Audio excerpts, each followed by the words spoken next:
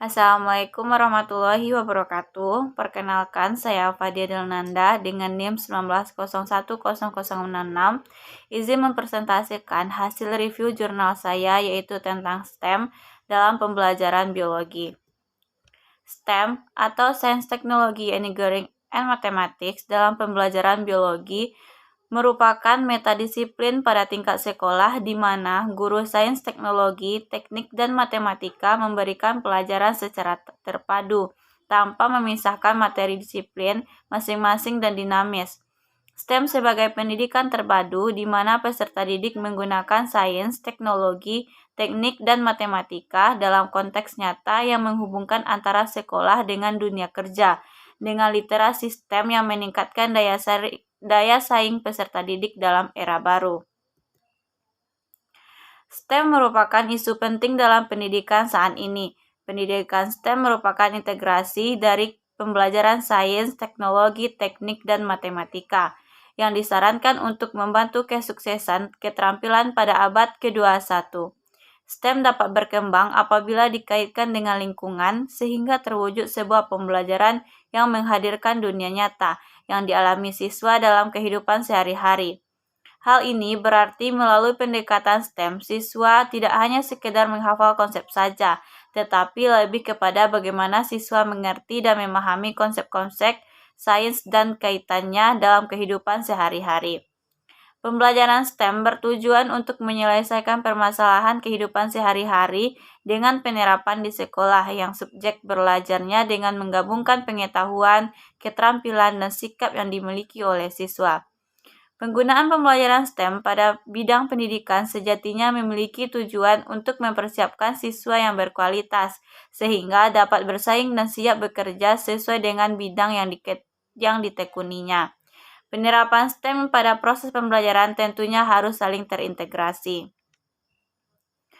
Menurut Asmunif pada tahun 2015, literasi STEM menurut masing-masing dari 4 bidang studi yang terkait yaitu sebagai berikut. Yang pertama ada sains.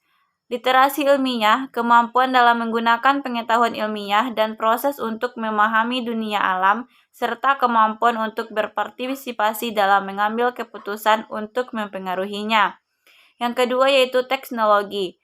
Literasi teknologi, bagaimana pengetahuan menggunakan teknologi baru, memahami bagaimana teknologi baru dikembangkan, dan memiliki kemampuan untuk menganalisis bagaimana teknologi baru mempengaruhi individu dan masyarakat.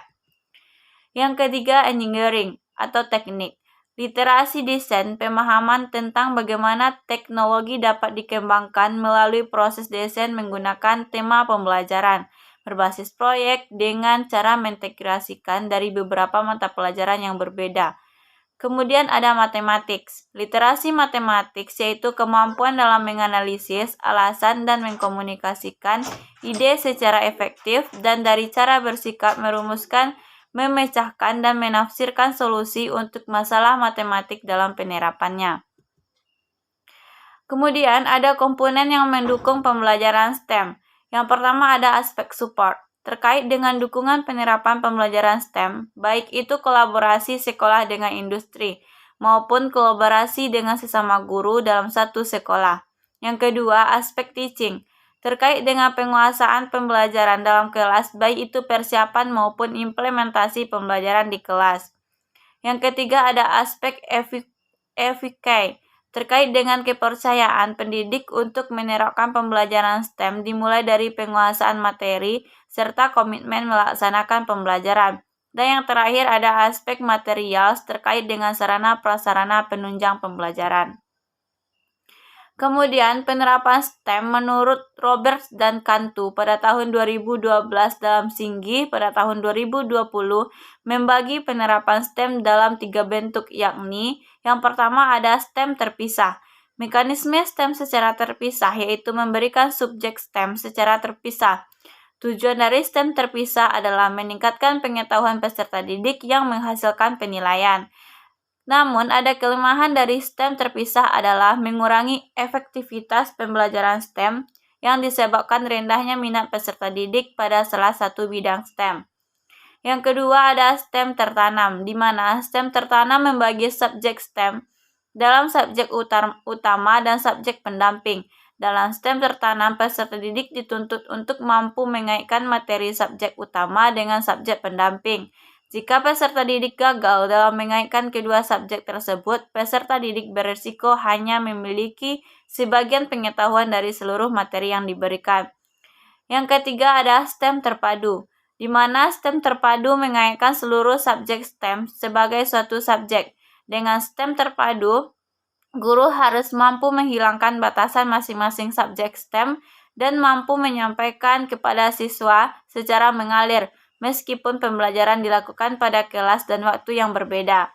STEM terpadu menggabungkan materi dengan keterampilan berpikir kritis, pemecahan masalah, dan pada akhirnya meningkatkan kemampuan peserta didik dalam menarik sebuah kesimpulan. Dapat dikatakan, STEM terpadu merupakan pendekatan terbaik dalam pembelajaran STEM. Itulah hasil review jurnal saya. Apabila ada kesalahan, saya minta maaf. Saya akhiri. Assalamualaikum warahmatullahi wabarakatuh.